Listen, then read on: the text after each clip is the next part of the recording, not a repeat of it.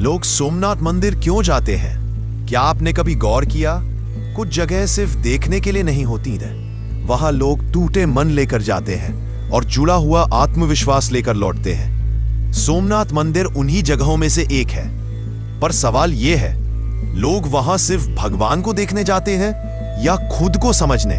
इतिहास से आगे का सच सोमनाथ को 17 बार तोड़ा गया, ये सब जानते हैं। पर जो बात कम लोग जानते हैं वो ये कि हर हमले के बाद सबसे पहले आम जनता ने इसे दोबारा खड़ा किया। कोई राजा नहीं, कोई सत्ता नहीं, सिर्फ लोगों का विश्वास। लॉजिक साफ है, किस सभ्यता को आम लोग जिंदा रखे उसे कोई मिटा नहीं सकता। सोम यानी चंद्रमा। कहा जाता है चंद्रदेव ने यहां भगवान शिव की तपस्या कर अपने क्षय रोग से मुक्ति पाई।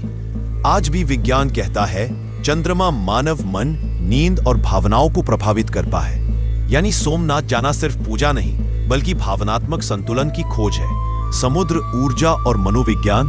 सोमनाथ मंदिर के सामने अनंत समुद्र है, जहां खड़े होकर इंसान खुद को छोटा और समस्याओं को हल्का महसूस करता है। साइकोलॉजी कहती है जब मन विशालता देखता है तो अहंकार अपने आप टूटता है। इसीलिए लोग यहां आकर रोते भी हैं और हल्के भी हो जाते हैं। सोमनाथ का सबसे बड़ा संदेश सोमनाथ कहता है, अगर तुम बार बार गिर रहे हो तो इसका मतलब ये नहीं कि तुम कमजोर हो, मतलब ये है कि तुम्हें खड़े होना आता है। यही कारण है कि बिजनेस में फेल लोग, जीवन से हारे लोग और खुद से नाराज लोग सब यहां खींचे चले आते हैं। सोमनाथ 12 ज्योतिर्लिंग में पहला क्यों?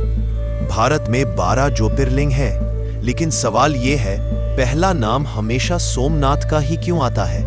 क्या यह सिर्फ परंपरा है या इसके पीछे कोई गहरा कारण? सोम और शिव का संबंध। सोम यानी चंद्रमा।